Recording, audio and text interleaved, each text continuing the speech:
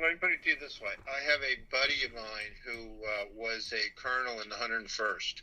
That was my unit. And, hello? Yeah, can you hear me? That was my unit. Yeah, and he went to all the military colleges. He worked in the Pentagon for a bunch of time. And I asked him, I said, who, in your opinion, based on your education, your experience, I said, who was the best general of all the generals? Without hesitating, he said it was Patton. Yeah, well, they call him the American Ajax, but you know what? It's only 2 minutes till. I'm going to go ahead and kill this thing because apparently something didn't process properly. So, all right. Anyway. Well, we're live. Do you want me to call you back, or are you good to stay on the line? No, I'll stay on. Okay. I have no picture though. You have no. Okay, you're going to have one in about 7 seconds. Apparently, the video didn't process properly. I was in such a rush, I didn't have a chance to view it. So, you know, I must have put the pictures on a blacked out line or something. I don't know. Anyway, that's all good. We're here. Oh, there we go. Okay. Okay, guys, if you can hear me, give me a 5x5 or a 4x4 or 3x3 or whatever. And if you can hear, Steve, give me a test count. 1, 2, 3, 4. Okay, can you guys hear me and can you hear Steve? This all happens on, this delayed loop. And, Yeah. I gotta remember. I gotta switch. If I'm looking at the main computer screen, I gotta use my longers, and if I'm trying to read the comments, I gotta use my trifocals. I know that works. Okay, it says they can hear us. All right, very good. And we should be getting Ken with us later. He's on his way home right now. Well, everybody, welcome to another scintillating episode of the Max's Models live stream. Hope everybody's doing well. And we got a bunch of things to cover. I apologize for the intro video. I literally cobbled it together just before I loaded it. I didn't have a chance to preview it, and apparently the pictures were I must have done something. I'm sure it was operator headspace and timing. So anyway, we got a lot of cool stuff to talk about. And before we get rolling on tonight's stuff, anybody got anything that they wanted to bring up? Because I figure we give folks are still getting checked in and everything. Don't want to get too far ahead of the class. Since I don't have to work for a few days, tonight will be a BYOB night, and I brought mine. We have Steve on the line with us. Ken will be with us later. And so, let's see what we got here. Let's talk more about that Black Beauty. Okay. All right. I have not heard back from Mr. Gallagher yet. At least I haven't seen it in any of my mail or anything. You know what? I should probably go back and check that video. But he said if I understand his email correctly, somehow he acquired both of the cars, the 110 scale models that Andy and Derek Brand and Vic Kowalski made for the television show. Now, I didn't appreciate how many scenes those models were used in. I thought they were just used for the car rotation scene, but apparently they were also used for the close-ups so the things hook on. So Andy and Derek and Vic had to do a lot of small detail. Now, on a 110 scale model car, that's easier. I did find the runner where Andy talked about it at length. In fact, you know what? I'll bet you I could open it. I could probably read that to you, but kind of got halfway committed to memory. But Andy said that when they got the order, the first thing we're told was we got to make these cars for the show, the Black Beauty and the Chrysler 300 convertible. And we have 4 weeks to do it. And Andy says, at first, that's plenty, because these guys are used to knocking out, the slot cars is what they were usually making bodies for. Was it 187? Yep. And that's pretty easy compared to 1.8. Sure, and they would pantograph them down and everything, so they're making them 3 times normal scale. But all of a sudden, 110 scale, that's going to be easy to work with. In 4 weeks, that's plenty of time.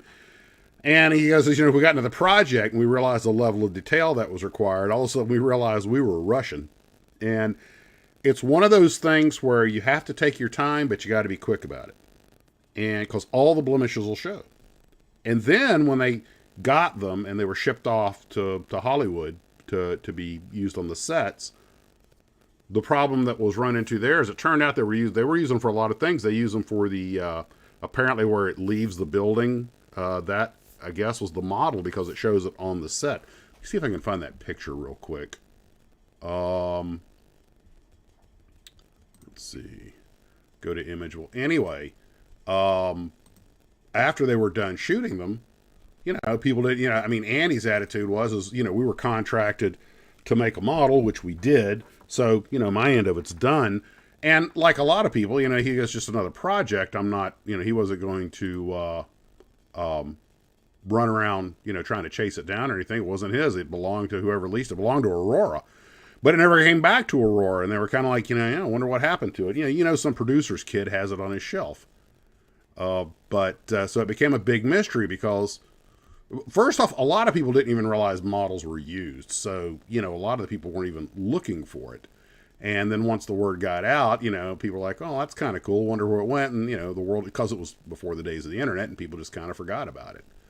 And so be honest, if Mr. Gallagher does have them, I'd be almost as interested in the story of what happened to them after they disappeared as seeing the vehicles themselves, which if he still has them, I assume they're probably still, been kept in good shape. Let's see, where did I put that? That would be, whoops. Okay. Well, it's not the kind of stuff you would play with. You would hope not, but you never know. Otto from Airplane? Yeah. The producer tossed him in his garage and just forgot about him. And years later, when someone was asking, they went and looked, and he had completely decomposed and just turned into basically powder. Oh. So there's the model, and there we go. You guys will see it in just a second. Apparently, I don't know if it was actually used for the driving scenes when it comes out of the garage, but it was used for scenes like this. And of course, this is probably just a posed photo on the set. This does not look like a clip from the show because it always came out at night, and it's got the rotation hooks on it. But it does show you some of the detail that was required. And what I found interesting was that they went to the trouble of using it for exterior shots against a set of I guess what he lived in an apartment or a condo. And I was like, it's hard to believe, but once you've got the model, it's actually quicker, easier, and cheaper to build a miniature set and do second unit work like this than it is to go out to the real building and with the real car and get everybody out of the way and get the permits, because it's so expensive to shoot in California. The minute you say we're with a television or movie company, the price of rental quadruples on any property. Yeah, you could use my parking lot for $5,000 a day. And I'm not even exaggerating. I've heard stories like that from a lot of people. That's why they shoot so much in Canada and places like that. It's just so much cheaper. And did this car have any motor in it? No. To my understanding, it was just a block of wood, just like the Fisher body cars that the kids would submit. They carved it up purely for looks. I mean, I'm sure the wheels rolled. You know what? I'm just going to go ahead and look. Hold on. I'm going to go look at that issue of the Runner. I should have downloaded it. Got to sign in an email real quick. Okay. Let's go. I got to type this in here. Yanchus. And then put photos. Okay, here they all are. Oh man, Andy's got so much cool stuff I meant to download for tonight's video and forgot to. There's Dave Cockrum's, the artwork for Dave Cockrum's second Godzilla from Aurora. Man, Andy, I mean, we miss the guy just because he's a great guy, but he is an irreplaceable source of information on the history of all this stuff. And I think the boys are taking care of his collection. He probably is right beside Phil Separano as having the world's greatest collection of model memorabilia and information and old artwork and models. I think Phil has most of the models and Andy had most of the art, but he also had the knowledge because he worked there. He knew what happened to a lot of these things.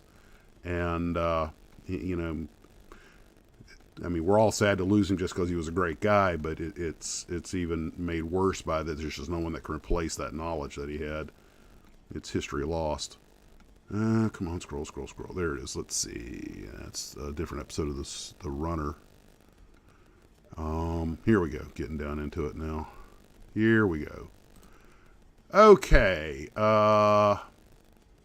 Plastic. Okay. I found the article on making the two cars. So if you guys will pardon me, I'm just going to read it to you. And you would have thought I would have been better prepared, but hey, this is a shoot from the hip show. Okay, here we go. The Green Hornet. Working for Aurora was never boring. Day-to-day job, getting new kits into production was constantly interrupted by sales presentations, trade shows, public displays, TV commercials, photo sessions, and an endless stream of other offbeat projects and unexpected emergency. Is this starting to sound familiar, like your time in the model industry? Yeah. So these special jobs and surprises were greeted with mixed reactions. They broke up the routine, sometimes involved cross-country travel, and almost always had to be accomplished overnight or at best in a couple of days. It was always hectic, but it was always stimulating, and some of the situations provided opportunities that couldn't be believed. For example, there was the $50,000 model motoring contest that allowed me to work with international racing champions Dan Gurney, Jackie Stewart, Graham Hill, and Sterling Moss.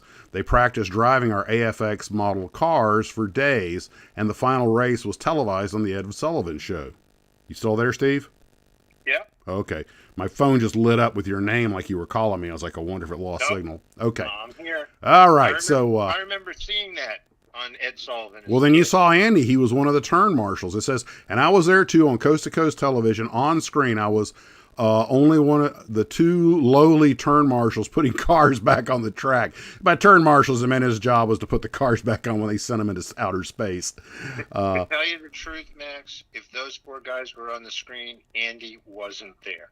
Well, yeah, I know what you mean. I know what you mean. He was the invisible thing in the background, the gray man, yep. Which, by the way, we watched today. It was, John Wick Gun Fu meets MacGyver. Anyway, so on screen, I was the only one of the two. Blah, blah, blah, blah.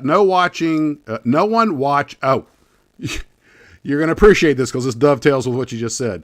No one watching realized the time I had spent helping prepare the cars and track, but that doesn't matter. I got to see the behind-the-scenes makeup of a major TV show, and forevermore can say that I appeared on Ed Sullivan. It really doesn't amount to much, but people do stop and take notice for a moment when I mention it. The television deal that was more creatively rewarding and exciting was my involvement with the Green Hornet TV series. One day, my boss, Derek Brand, came down from the executive offices and asked me what I knew about the Green Hornet and his special car. Being a longtime fan of adventure heroes and comic book characters, I had no trouble recapping the entire history of the Emerald Crime Fighter. Andy was not only a great model builder, he was also a pretty good writer. So Derek then countered with some details that I had never heard of. These turned out to be the updates made for the new TV series being prepared with Van Williams as the Hornet and Bruce Lee as Kato. And for the record, I had never heard of Van Williams outside of the Green Hornet. He was on Star Side 6. Oh, was he? Okay. Yeah. A little before my time. Sir, Side 6. I do have the theme song somewhere. Back to the story. Stay focused, Max. Stay focused.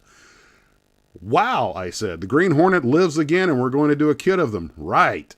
Wrong, answered the boss. We're going to do a kit of the car, but that's not all. Because remember, Aurora was getting into figures at this point, so he thought they were going to do like the Green Hornet Kato. But he says, we're going to do a kit of the car, but that's not all. We've got 4 weeks to build 2 models needed for some special effects on the actual show. Aurora had gotten into one of the strangest licensing agreements I've ever heard of. In order to produce plastic kits of the Black Beauty, Aurora had to supply 1/10 scale models of the Hornet Super Sedan and his alter ego's convertible. I never learned why these models weren't simply built in some studio prop shop, but I know that there was some problems with the Aurora models not being union made. The story used to get around this was that the models were Aurora property and were simply on loan for the TV filming. Aurora was supposed to get the models back, but after shipping them out, we never saw them again except on the tube. But back to the beginning. 4 weeks might seem like a lot of time to build 2 models, but there were times when we weren't sure we would make it. The first major problem was the real Black Beauty hadn't even been built yet.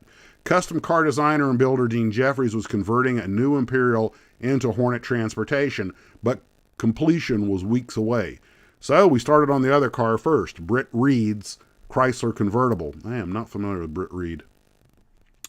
He was the publisher of the Daily Sentinel, who was the everyday counterpart to the Green Hornet. Oh, so that was his Clark Kent. Okay. Right. Yeah. You talked about Andy being invisible. As I remember when I was a kid, Britt Reed was invisible. It was only the Green Hornet and Kato. And Kato kept his name both times, which made it easy. We played as kids. Everybody wanted to be Kato. Nobody wanted to be the nerd with the hat. In Hong Kong and in China, the reruns of the show it's the Kato show. The Kato show, yeah. In Germany, Hogan's Heroes is the Sergeant Schultz show. There you go. Derek and I formed 2/3 of the modeling team. Senior machinist Vic Kowalski was the third major member. A few other people contributed a little, but the three of us did most of the work. Derek and I started by visiting the local Chrysler dealer and measuring their convertible and picking up as many brochures as we could. Oh my God, I didn't know the part I'm about to tell you. Our main reference, however, was Johan's 125 scale kit of the car. You want to talk about keeping a low profile? Hi, we'd like to buy all your Johan 125 scale convertible Chrysler 300s. Oh, where do you guys work? Aurora. Don't say anything. Nothing. We work at Aurora. In drawing up the plans we worked from, I simply took all my measurements off the kit and multiplied them by 2.5. The body was made of pine. Derek and I broke it down into 4 basic pieces. 2 sides, a hood, and a trunk. This allowed one of us to carve the sides while the other did the front and back. We did the same on the Black Beauty, but reversed the components we worked on. So in effect, Derek and I both carved one complete body. In the meantime, Vic worked on the other parts. The wheels were turned aluminum and ABS. So that explains. I was wondering about that. It's not. Anyway. Plastic was used for the tires, grills, and bumpers. The grill was the biggest problem. In order to duplicate its complex shape, Vic had to machine many small pieces and glue them together. When the unit was finished, it was sent to our metallizing plant for chrome plating. We never had plated, machined, and glued ABS before, but the results were a disaster. The heat involved in the process caused cracks to occur at a number of stress points. Vic had to strip the plating, salvage what he could, and rebuild the grill. That ate up a lot of time, and so did the interior. Since the model was a convertible with the top down, the entire interior had to be detailed. Fortunately, the car had bucket seats up front, so we saved some time by carving only one seat and vacuum-forming duplicates. The Chrysler took over 2 weeks to complete, and we had all started on the Black Beauty, and all we had started on the Black Beauty were the tires. Vic did all 8 for both cars at the same time. I also drew up plans for the Black Beauty, but they took longer than those for the convertible because we were getting information piecemeal. Photos of the real car under construction in California were sent to us every time some major section was completed. So Dean Jeffries would complete a section, and then they'd get the information on it. But things were made easier thanks to the president of the company that printed Aurora's boxes and instruction sheets. He just happened to have the same model Imperial that was being converted for the series. Whenever he arrived at the plant, someone would yell, "George Burt is here." So I guess that was, or he said, I think it's George. It's spelled Geroge, but that might just be a typo. Gerage Burt is here.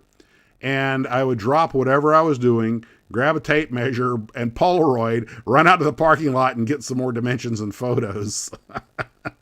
Although we had less than 2 weeks to finish the second model, we completed it with days to spare. It was an easier model to build. That makes sense since it was a hardtop. The body lines were straighter and flatter. The custom grille was simpler, all aluminum, no plated ABS, and the interior was much less detailed. The roof was vacuum formed piece made over a solid carved pattern. Neither car had any sort of chassis detail. There was just enough wood under there to mount the wheels. The only working parts on the models were the clamp bars that extended from the bumpers. The gimmick that required the use of the models in the first place was this, so they could do the rotation scene. Britt Reed would drive his convertible through the front door of his garage, and when he had time to travel as a Green Hornet, then the convertible would be clamped, and the floor would revolve, turning the convertible upside down, revealing the Black Beauty, which was locked on the other side of the floor, because you and I both know how good hanging a 1960s vintage car upside down is for all the fluids. The black car would then be unclamped and driven out of the garage through a phony billboard. And let's see. The sequence was used consistently throughout the series, and it was shot from a number of different viewpoints to provide variety. So I guess that was the model coming out of the garage door and everything. I guess they just rolled it down a hill. Anyway, it took a while for me to see the end results. I got drafted and was in basic training when the series started on TV. I didn't know Andy wound up in the service. Good Lord. Neither did I. Huh. The first night I got to the day room, the TV set was a night show. Excuse me. The first night I got to the day room and a TV set was a night. Okay. The show was on. Oh, it got to the TV set on a night when the show was on. It took an awful lot of talking to convince everyone else in the room to let me watch the Green Hornet and see the models I built. Of course, the models weren't used in the episode that aired that night. Wonderful. By the way, when I was in the Army, they had a day room with just one TV, so I feel his pain. The whole reason for Aurora doing the special effects was to be able to produce the kits of the Black Beauty. So this is a lot like the AMT and the Star Trek stuff, that they were, because, they built the shuttle for them, and as a result, they got to license the kits. License the kits, yeah. And, okay. So, let's see. The Aurora 130... Well, it says the Aurora 132nd kit version was crafted by another team of model makers, and I don't think they did a very good job. The front end was too rounded, and the detail was generally mushy. Pardon my French, but kind of typical Aurora. The third version of the car was HO scale, sort of Aurora's model motoring racing system. I got to do the pattern for that one all by myself, and I think it was one of the best model motoring bodies done around that time. The problem we had with the little racing cars was that all the different bodies had to fit on the same chassis, only the wheelbase was variable, and most of the cars had to be distorted to fit over the motor. The Black Beauty was one of the few designs that retained its proper proportions, actually because the fender skirts covered the rear tires. I should have made the body a little wider for extra clearance, but I didn't have the heart to mess up the sleek black car. The result was a very tight body-to-chassis fit. There was to be one more version of this mighty car, a kind of matchbox model used in the model motoring body with a die-cast chassis and plastic interior. The chassis tooling was completed, but the project died before it could get into production. End of article. Okay, that was pretty awesome. Now, we were talking the other day. One of your fortes is it was AFX. Who, me? Yeah, you're the only one on the line at the moment. Yeah, no, it wasn't. It was mine was not that. That was a guy named Bob Bernhardt who worked with Keeler. Oh, okay. And Bob was the guy who invented the magnetic attraction for AFX. Okay. That's, I think, what you were talking about was a magnetic attraction. Yeah. Yeah, he was a metallurgist in college and had a strong background in RC cars and slot cars, and he's the one that figured out that you could put magnets in the chassis that would be, when you electrified the motor, it would make the car stick to the rails. Okay. All right, that's what... Now, I'm Ken's home because he's commenting. I'm going to see if I can get him on the phone here. And I see Trey's here because we're going to talk about something Trey was helping me with earlier. Okay, let's see. Recents, Ken. All right, Ken, here we go.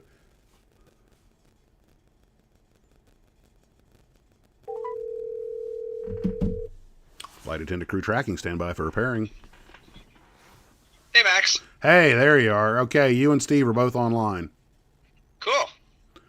I gotta kill the sound. Yes, you got to kill the sound or we get feedback. See you. Okay. I got a new headset with a microphone in it. Oh, sleek. I am hot stuff. I'm not touching that one. Ken, did you ever do the slot car thing? A little bit as I was a kid, but I couldn't go to the public ones. But we did have a couple of slot cars that we played with at home. Yeah, well, I think most people did. So did you catch what we're talking about with Andy building the Black Beauties there? And Yeah, I've been watching since about 3 minutes after 7. I'll never be able to listen to the McKenzie brothers say Beauty A again without thinking of the Black Beauty. Well, That's a anyway, pretty cool looking car.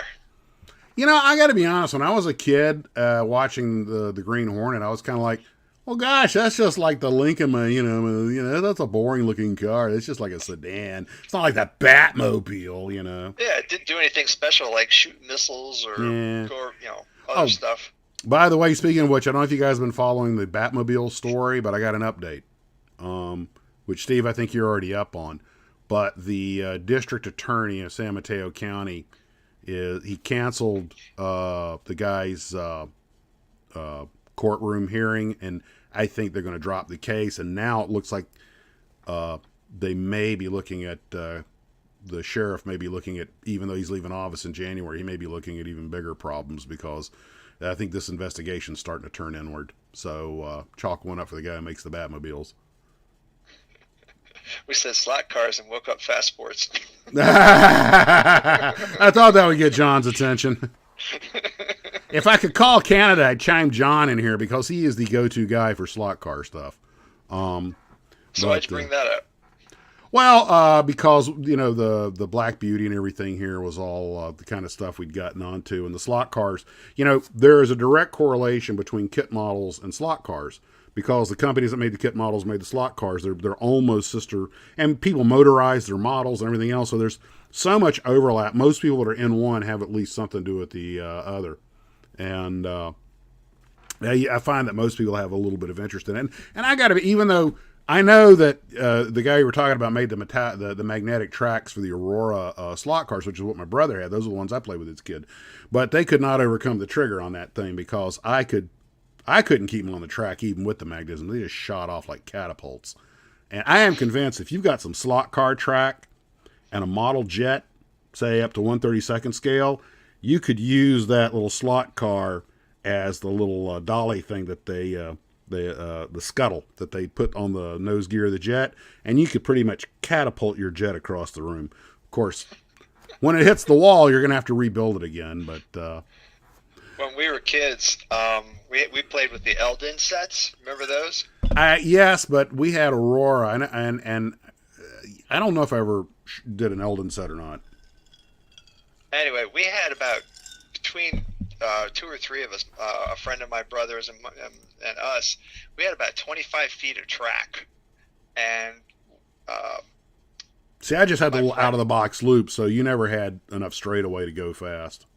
Yeah, well, my friend's father was the manager of an apartment building, and they had a storage room with nothing in it. Mm-hmm. And he let us set our track up in there, and we would play with that thing until dawn. Just setting up all kinds of configurations. I mean, the track was so long that the cars would actually slow down at the far end of the track from where we had the power hooked up to. It's like with your trains, and you didn't, it's ours are kind of like hit the button and whee. We did that too, but I can still remember in perfect tonality the exact sound an Aurora slot car makes when it hits wood paneling. Okay, well, we beat that into the ground. I just wanted to get into that. I thought you guys would enjoy that. And on to other things. Now, has anybody ever heard... Now you're going to disappoint John. Don't worry, John. You may appreciate this. Is anybody familiar with a British company called Selcol? I would have to say no. I may have heard of them before, but Paul down in New Zealand, Paul, are you there? Had sent me some information. They remarketed a lot of Strombecker stuff and other kits, but apparently the thing they made themselves are these interesting characters of people like Henry VIII and Queen Elizabeth II. And so Paul sent me some pretty cool information, and not enough to do a history on the company, but I know you guys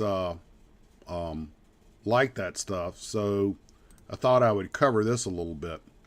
Selcol, and I'm just basically reading Paul's email here. Selcol was a very minor British kit maker in the early 60s and maybe in the 50s. and not a lot of information on them. But most of the model of the kits they did were basically reboxes of Strom. In fact, they left the Strombecker logo on them. They just had the boxes printed with their logo, which is an extremely common thing to do. Basically, a remarketer. The futuristic, yeah. Apparently, you lost Steve. Steve, you there? I think I bored him to sleep. No, he just sent a comment that said that he got cut off, but he's still on the phone. Oh, okay. Well, I don't think he hooked me back in correctly. oh, you know what? I didn't. It says merge conference call. Well, there I am. Oh, there you are. Okay, we got you back, Steve. Okay. I'm sorry. Did not mean to be rude. Hey, Steve. Hey, Max. Hey, Ken. Close enough. Don't Sorry. ever confuse us again. Great. Now I'm going to have another drink. Anyway, he's just talking about the Strombecker kits were primarily what they did. Yeah, the Selcol reboxed them. So you're familiar with Selcol? Yep. Okay. What do you know about them offhand? Just Nothing much. That they just used to rebox kits that were made primarily, like you said, by Strombecker. And I would see them all the time in hobby stores in Manhattan, but you didn't see them widely distributed. So you would see the ones with the Selcol logo in Manhattan? Yeah, I used to have them at Polk's. Man, I wish I could have visited Polk's. It sounds like heaven on earth. Oh, it was hobbyist heaven. You couldn't have done better. It was amazing. Ricky Wolf said that they had a Fireball XL5. Oh yeah. Yeah. Oh yeah. And That was my favorite show as a Wish kid. I I was just a loved that show. spaceman, coolest guy alive. Did you like Supercar too? Uh-oh, tell him about the You mean the supercar. train? I'll see if I can find the picture. Oh, wait a minute, Supercar. That was on what was it? Speed Racer? No. Supercar was a Jerry Anderson thing. It was a British marionette thing. It was like Fireball. I know you sent me a picture, Steve, and I don't know where I put it, so it'll take me forever to find it. But you made that big one, right? Send it to you. Yeah. No, don't remember Supercar. I just remember Fireball XL5. Okay. Let me see if I can find it. Steve, go ahead and tell them about the big one that you made. I had a fellow from the AutoZine. Who was he was a graphics guy. He did all of our videos, and he bought a garage kit from England of Supercar, and I thought it was a regular model kit, in a box, and it was vac form body and resin pieces, and it was a nightmare. It was about 2.5 feet long and no instructions, and it took me about 2 years to do it because I had to constantly walk away from it. But you did it. Yes, I did. And when I gave it to him because it was his favorite, toy as a kid or show as a kid, he actually cried. The power of models. I was amazed. James Taylor has a die cast of XL5 and Supercar model. Yeah. Did they ever make a regular kit model? Picture of that? I would love to see that. Did they ever make a regular kit model of Supercar? Yes, they did. Okay. But it was only pretty much in England. Oh, okay. Yeah, that was, I knew you'd built that. You'd taken forever for you to build that big one, but what is it, a couple of feet long, too? I mean, it was huge. It was over 2 feet long, and it probably weighed 30 pounds when it was done. Yeah, but you did a good job on it. Because I had to put all kinds of bracing inside for the wings and the fins, and it was quite the adventure. Well, Ricky Wolf says that TJ Models made the XL5. okay, I never heard of them before. God, I can't believe how many people start in the model business, given how hard it is to, to get cranked up in.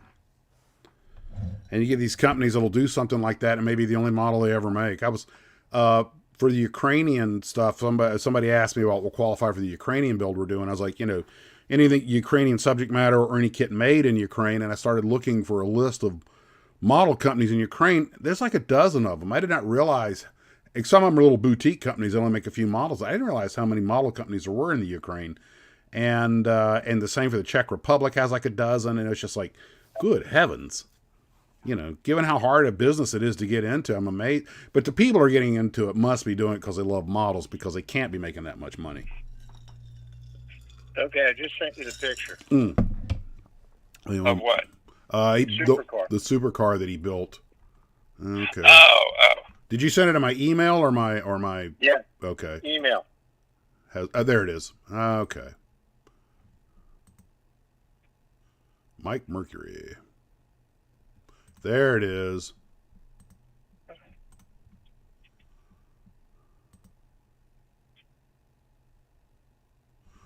Okay, hold on. I'm just going to have to do a print screen with this. And go here. Instagram won't let me in. My wife. Actually thinking back on it, naming a spaceship Fireball maybe wasn't the best idea. I do not think that means what you think that means. Never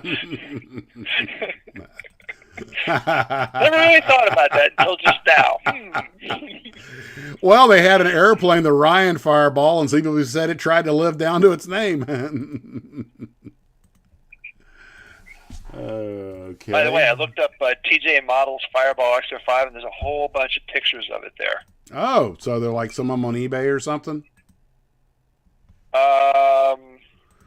Monsters in Motion. Monsters in Motion, yeah. Monsters in Motion has got a really interesting collection of stuff. It's a store out in California, out by Disneyland, and they're open one day a week, and the rest of it's online. And they have some of the most unbelievable stuff that you could ever want to find. Sounds like a road trip. And if you can't build it, they'll build it for you for a fee. Okay, guys, here is the 2-foot long, 30-pound supercar model that Steve built for his friend, and it'll take a few seconds for it to loop to you guys, because you got to remember, since we're talking on the phone, you're getting the information faster than everyone else. There was a toy company called Multiple Toy Makers. They made a Fireball XL5 out of plastic. There it is. There it goes. Oh, that's Supercar. No, I do not remember that. It says that right on the front, Ken. Well, I know, but I don't remember seeing it as a kid. Steve, we don't call him Special Kenny for nothing.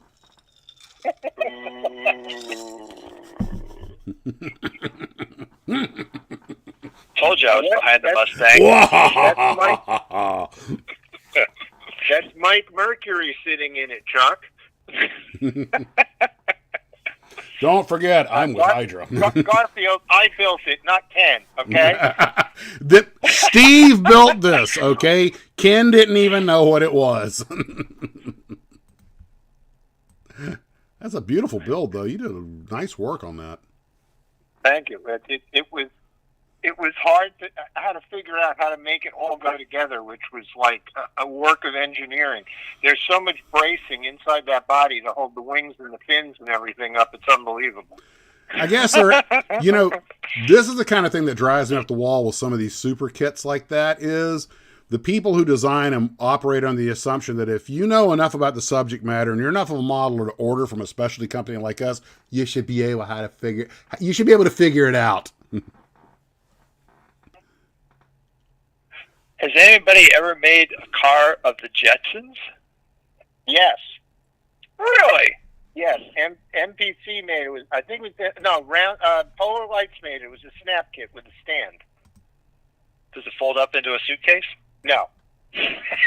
Well, that was the best part. I would say, you know what? If I made a model of a car, I would just sell it a model suitcase. Yeah, and you put it in water and it turns into the car. There you go. There it is. A new tool in 2001, and that is Polar Lights.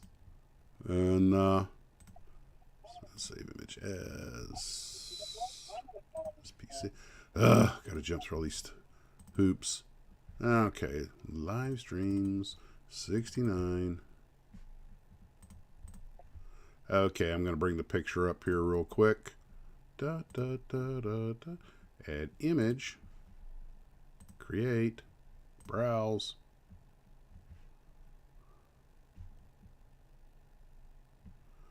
Wait a minute, it should be there.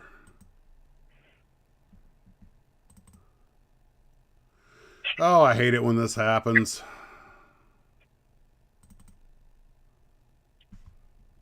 Okay.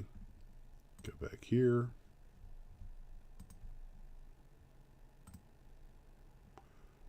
Oh. Okay, I must have skipped a step. Copy image. What did Mr. Spacely call him to work? Tell you what, file. Save it. I don't think I saved it. The Acme Jetson car. Save. There we go. Close that. Browse. Livestream 69. Can you believe we're on our 69th live stream? There it is. Okay. There is the polar light. No, that is not me in the model. Yeah, that's you wagging your tongue there. Anyway. So, you know, just a futuristic Scooby-Doo. But, now, something like the Jetsons, unless you collect cartoon characters a lot, is like, where do you put that in on your display? Does it go in sci-fi? Does it go in figures? You know, anyway. Why are we watching Max struggling with the internet? Because it's a Saturday night and we got nothing better to do. We're noids. And he has adult beverages in his hand. And which means tonight we'll only get more entertaining. I'm going to take a break here in just a minute and rehydrate. Oh, goody. Now we can talk about you. And now, not yet. And now for something completely different. This is what Trey was helping me with. And I know Trey's out there. Just let him leave some comments. While searching stuff for this show, I stumbled onto the lower right image, which was a pair of Pasadena police helicopters. And the one at the top left, I asked Trey because I knew he was a Kiowa mechanic in the Army. So he had a lot of time, and he worked on them as a civilian. So I knew he had a lot of time with them. The video's out there on one of the YouTube channels. You can probably just put in Pasadena police helicopter mishap, or I'm sure it'll pop up. But anyway, first off, no one was killed, or so hooray, or I wouldn't be using this picture. The helicopter on the bottom right was turning rotors, getting ready to take off to do a traffic watch over the, what do they have there, the Rose Bowl.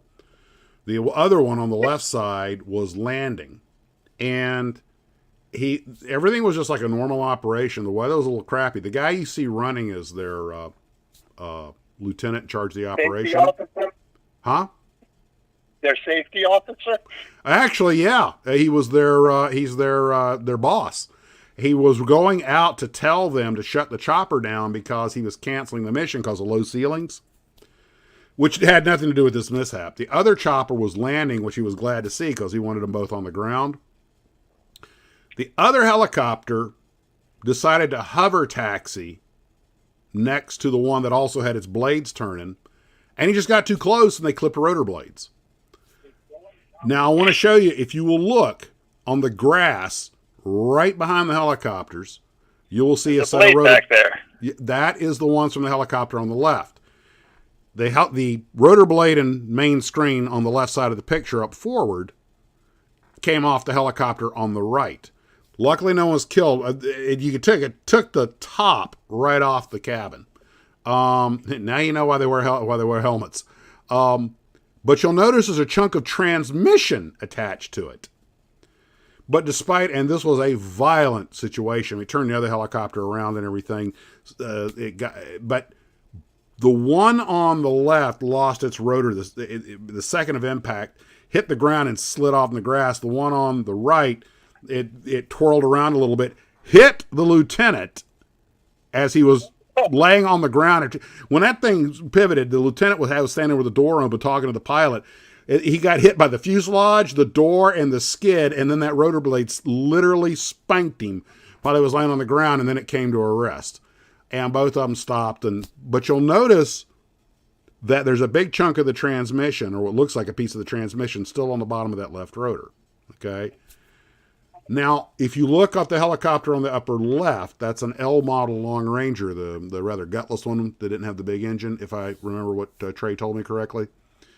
That is called a powered settling with power. And fortunately, not only because I was studying to fly helicopters, but also I've flown with a bunch of chopper jocks. Most people have no idea how a helicopter really works. And helicopters can settle. They beat the air into submission. Pretty much. People don't appreciate how they are barely hanging on. It is very easy on a helicopter to start a descent, and due to any of a variety of things, the weight of the helicopter, the inertia it has coming down, the high altitude density of the air, it is very easy for the helicopter to start what seems like a regular descent that starts building steam, and you don't have enough power to stop it, arrest it, and climb out of it, or even bring yourself back to a hover. And powered descent into terrain or settling with power has happened to every kind of helicopter that's ever been built. I don't care how powerful it is. I know guys that had that happen with Apaches. Of course, they're loaded down with weapons and armor, but that Ranger, the air can rotate around the tips. Yeah, when you get close, you get the downwash and everything that loops back in. But it can happen at a higher altitude. I mean, it can happen before you get into ground effect and you get the rotor wash feeding back in. That makes it worse. Once that happens, there's really nothing you can do. They actually talks about that on the ASVAB test. Well, but you'll notice the helicopter on the top left still has its rotor mast and hub. And barely. Helicopter pilots are dentists of the aviation world. Yeah, I haven't figured that one out yet either. You're going to have to explain that one, John. But anyway, so I talked to Trey about it. He sent me an email. And when I first saw that, the first thing that went through my mind was that must be a fairly weakly built helicopter to rip hell out. He goes, no, actually, the rotor hub and the rotor mast are very strong, which is why it came out in one piece. All that energy had to go somewhere. The mast wasn't going to give, the rotor head wasn't going to give, so it just ripped the bolts off and took it right out of the helicopter. But the one at top settling in the power. Now, the reason I went into this, wasn't to give you guys a lesson in helicopters, is I know a lot of us model things like knocked out vehicles, and things like that, and aircraft that have bellied in or whatever. And I thought it was a good example. If you're going to make a diorama of a helicopter mishap, these are two very different mishaps, one high energy and one relatively low energy, that show you the debris field. So if you want to do one of some sort of helicopter mishap, these are great things to just kind of look, see how stuff's scattered, depending on what story you're trying to tell with your diorama. And let's be honest, I just thought the stories were kind of cool. But it gives you something to work with to make it look more, because what in my mind was, how many of us have a model of something? It could be a helicopter or anything else that we've robbed parts of, so there's not enough left to make the kit, and you've looked at it and wonder if I could make a crash diorama out of what's left, or a derelict diorama. And I was thinking, I've had a few helicopters like that Apache and some other stuff that I ripped a bunch of stuff off of, but there's not enough left to make the whole helicopter, but I could make something like that out of it. Okay, Fast Sports explained himself. A dentist will call themselves a doctor, but they are not doctors, as helicopter pilots are not pilots. I'm not touching that one. I got to work with some of these guys. You ever flown one of these things? Yeah. Even a model? Oh, God, model helicopters are a nightmare. But anyway... It's too soon. Way too soon. Too soon. So anyway, I thought you guys would just... so if you've got like parts of a model airplane or a helicopter or car laying around, there's the easy, cheap diorama that you can make with it. Well, because I did not have... Now, they're on to other... What? Before you go off onto a different subject, Ricky said that he was... No, when? We always do. I know. But Ricky brought up something really interesting. He says where did it go? He's working on an Avro In 3D. 3D printed. I didn't see that part. Yes, he's working on different scales of the Avro Arrow. in 3D print. He does a lot of vacuform and resin and stuff, and he does great work. And he's got a lot of experience working on British jets, so he's got a lot of firsthand experience. And a lot of his builds have been in the viewers' builds, and he's got pictures of him just grinding away with all that resin dust floating in the air, going into his lungs. Well, I hope he's wearing a mask. So he's what size models is he making? Well, he can, with 3D printing, Ken, as you're aware, he can make any scale you want. He's talking about a 1/32nd. And I was like, yeah, you can put me down for a 1/32nd Arrow. I don't know where the heck I'm going to put it, but I don't. What was it? Resin printed or is it filament printed? Filament. I just don't know. If he wanted somebody to test out his files, I'd be happy to volunteer for that. Well, if he wants, he can send me his email and I'll send it to you. But he does a lot of resin, like resin kits that are like made resin in a mold. Not, well, I mean, I don't know if he 3D prints resin or not, but anyway, and I still have all these books in the CF-105 I'm still reading. Some of the information overlaps, but every one of them adds something I hadn't seen before. So, now, a couple of other things. We got other stuff. Now, for something completely different. These are Minesweepers. You guys may know Bruce, the Mystic Modeler ships. And he has someone that has asked him if he could build a model, I guess a ship they served on in the Navy, which was the USS Prime, is an Agile class Minesweeper, built in 1952 or 53. And I looked around, and the closest thing I could find was the old Lindbergh Admirable class, which is a very similar looking vessel, but 9 years older, made in 42, 43. And I realized something. You know, we always talk about model opportunities. There are a lot of Minesweepers out there. There are precious few kits of them. And I know they're not one of the glamour vessels, but people will build anything if it's something new. And if anybody knows of someone who makes an Agile class Minesweeper, let me know and I'll pass, or let Bruce know, or let me know and I'll send the information to him. Because I could not find the correct class, and that made me realize just how poorly represented certain classes of ships like Minesweepers are. And when you think about the stuff people make models of, you would think something like that, because they made, between the Century and the Agile class, they made like 150 of the things, so it's not like it was a rare vessel. That's not to be confused. Huh? Weren't the original one, the real ones made out of wood? So it depends on when they were made, because like the DMS, the Destroyer Minesweepers, like the Kane in the movie The Kane Mutiny, that was a DMS, a Destroyer Minesweeper. Those were made out of metal because they were still destroyers that had a minesweeping function. This is a dedicated Minesweeper. It may have had a wooden hull, but I'm not sure that they actually went, or, I've heard that there were wooden hulled ships, but I haven't seen anything to actually back that up. I've read that a long time ago. They did it so they wouldn't set off the magnetic mine. Yeah, because all that steel stuff they have inside the ship would never do that. Well, it's a lot less steel. True. For those who don't know how Minesweeper generally works, they have a pair of what look like 2,000-pound bombs with oversized fins. They tether them, and they put them off the stern of the ship, and they go out to the sides.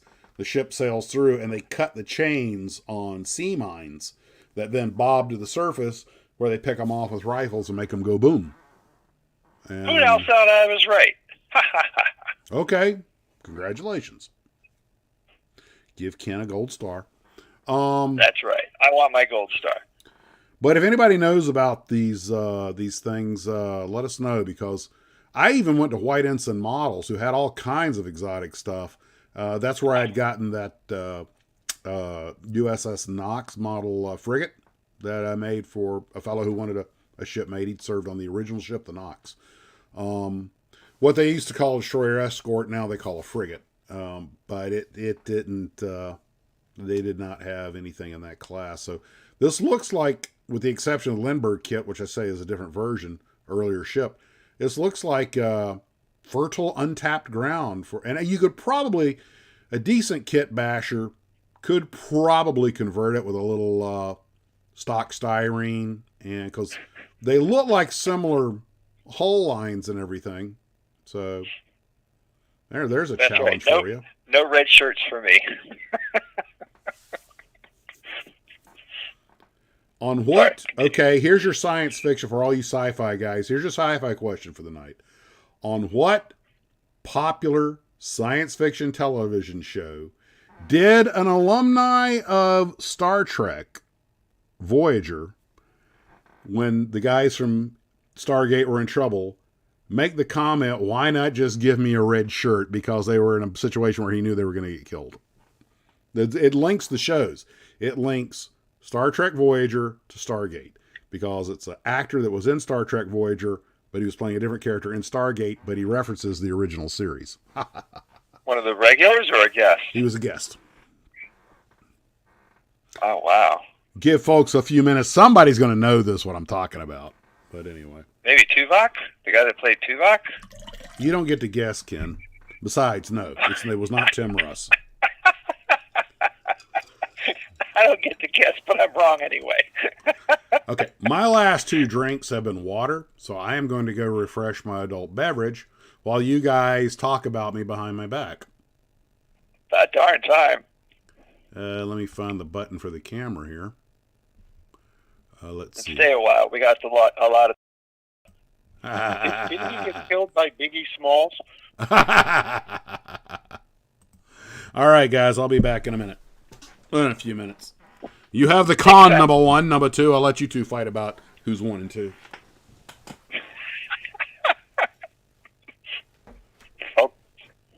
Okay, go. Well, Is he don't gone? leave them bored, Ken. Start telling dark Are you gone secrets from the yet? past. Go away. I'm gone. Go away now.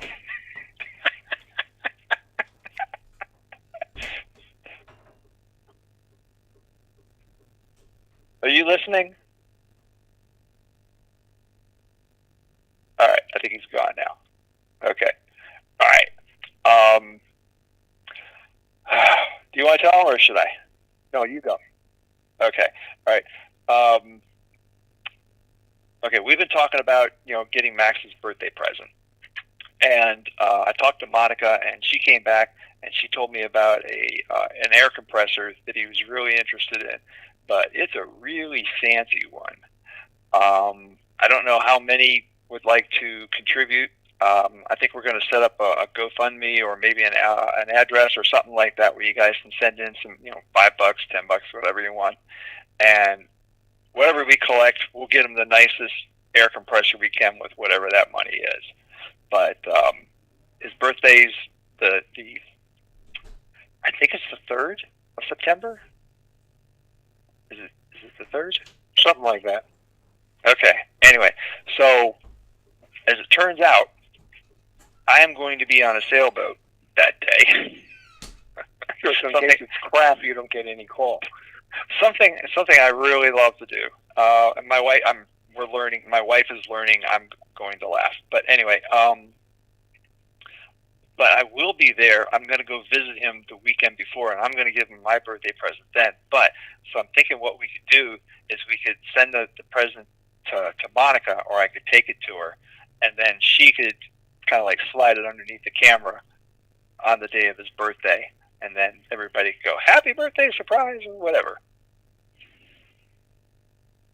That'd work. What do you think? Yeah. Okay. All right, Garfield's in. Just let me know where to send the funds. Max is airworthy. Jamie, send emails. Have everybody send emails, and then we can communicate. Yeah. I'm gonna put my email address again in the comments here, so y'all can send messages to me. I've heard from you, a few of you already, but there it is.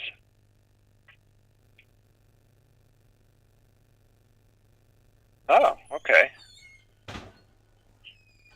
Okay. All right. Y'all see the email? Did it come through yet?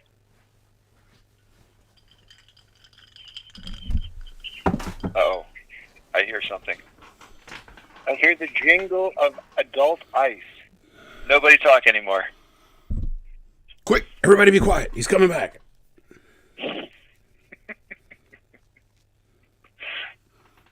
Oh, God, what did I just... Oh, not that. Good Lord. I'm trying to clean my glasses, and every rag I grab has got something on it. Oil or... Okay, here we go. All right, and I'm back. Yeah, what you guys heard was me tinkling.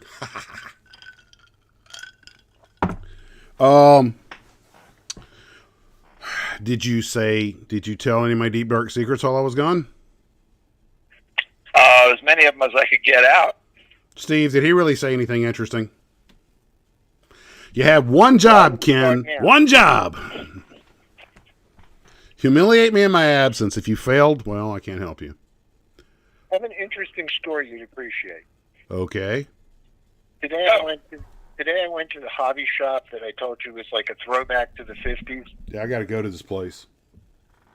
Before you get in that, Steve, tell everybody where it's at in case there's someone in the local area who wants to visit it. It's in Wilmington, Delaware. What's the name of it? I go to this hobby store, and I'm busy looking across the counter at the kits on the shelf. And all of a sudden, this thing appears in front of me, and I look down, and it's a cat. And this a model or a real one? No, it was a real cat. Okay. And popped out from out of nowhere. So nice cat. I pat him. I'm looking at the kids. All of a sudden, he takes a swipe at me and bloodies me up. It's like, oh, great.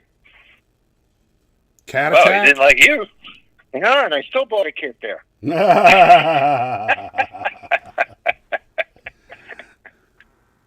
I was like, we should turn this cat on to Honey.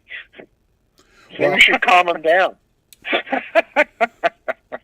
Yeah, Honey is a very mellow cat until another cat's around, and then she goes into full predator mode. So, the next thing I want to talk about, there were two things. One is some folks are asking about glues, and the other is sanding. I think we'll start with the glues. Got them all lined up here on the famous desk cam. Hey, don't you need a passport to go to Delaware? Oh, you're from Maryland. You could talk. Oh, boy. And we're off. It wasn't me. It was Trace VX. For those who don't know, Delaware and Maryland are connected, and there's a slight rivalry. The only difference is that people in Delaware have all their teeth. And they also drive the speed limit, which is really irritating. Yeah.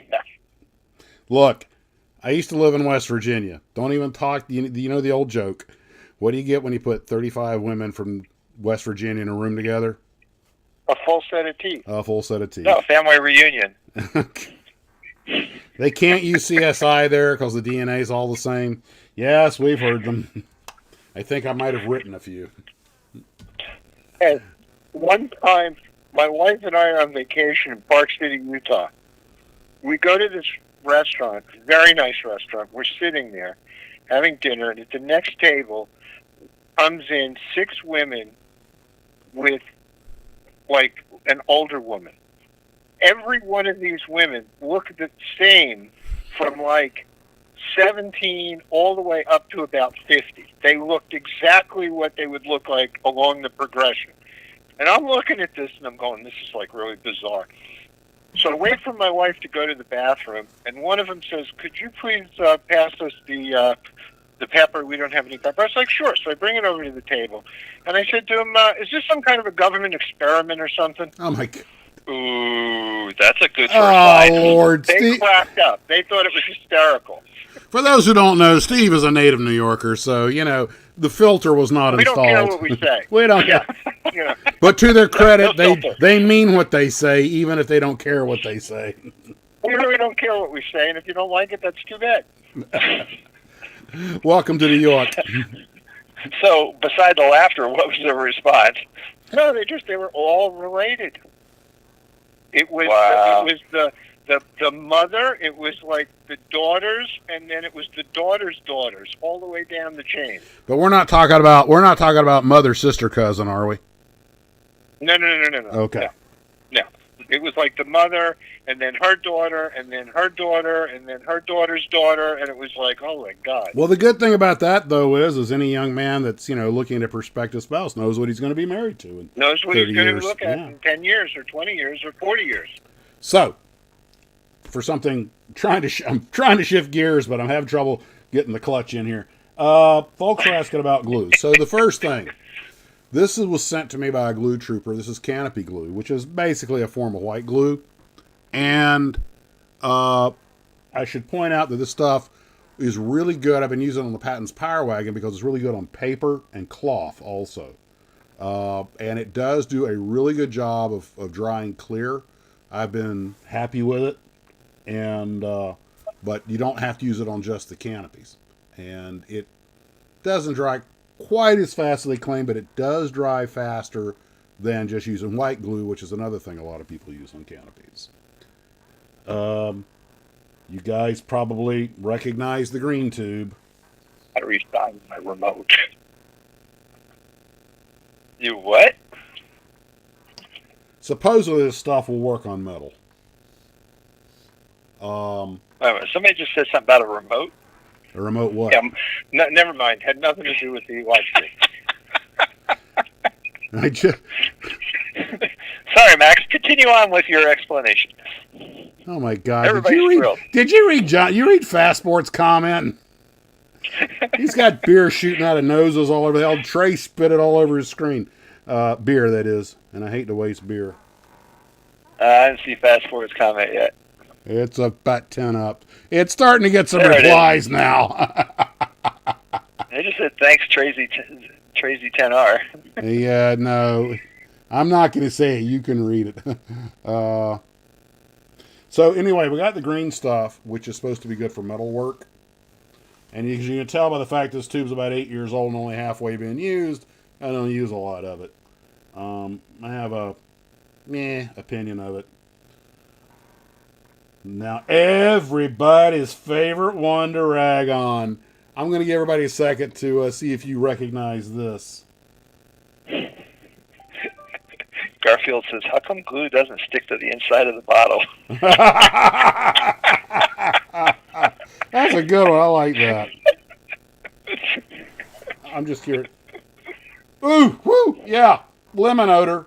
Ah, Jesus. This is the famous non-toxic glue with the lemon odor. Huge. Seriously? A real lemon odor?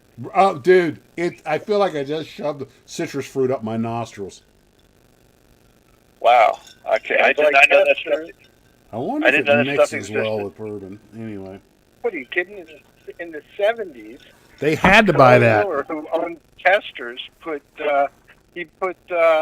horseradish in it That was our next to stop one. to stop the kids from sniffing glue. For real? Yep. Yes. He actually got an award from Nixon for doing that. Whoa! And they still. Wow. They still do. Woo! Is he playing with the glue again? Yeah.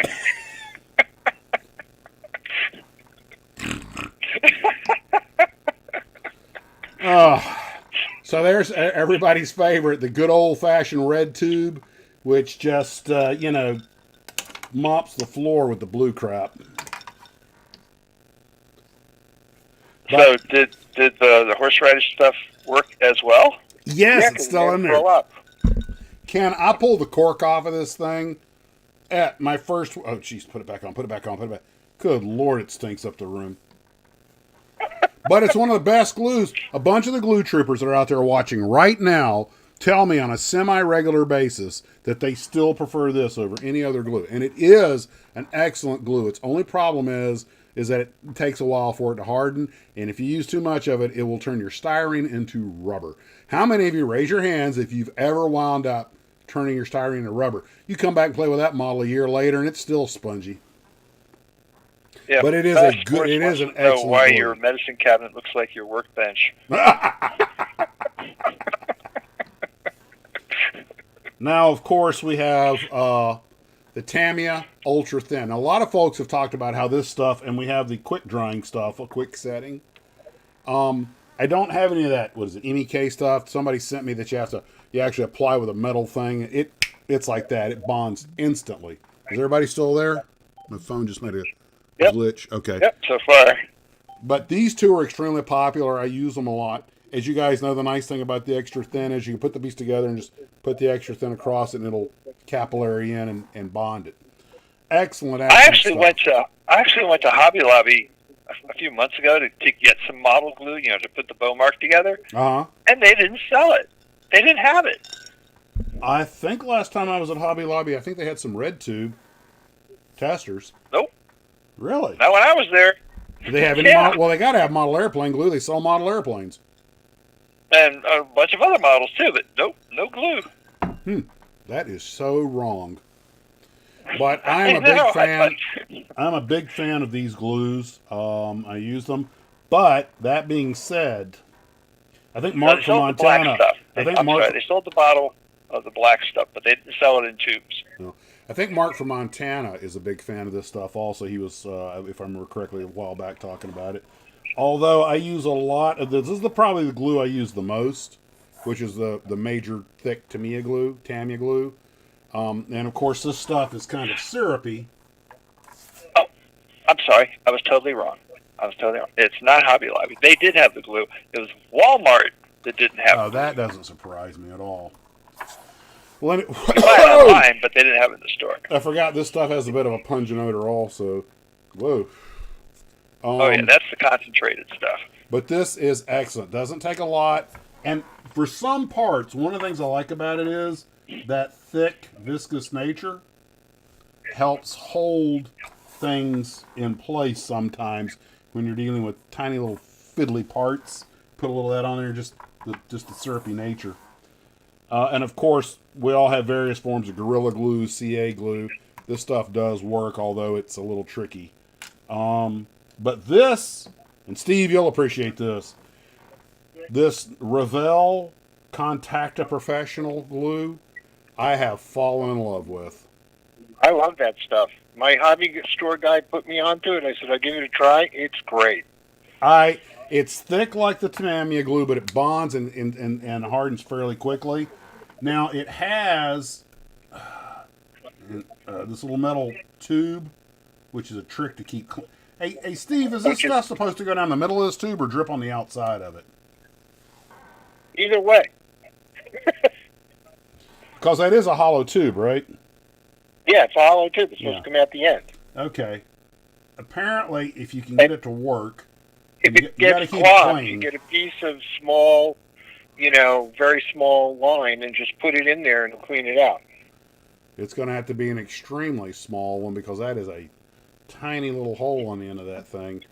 I don't know what would fit in there. But... When I got my first tube, I couldn't get the glue to come out. I went back to the hobby store.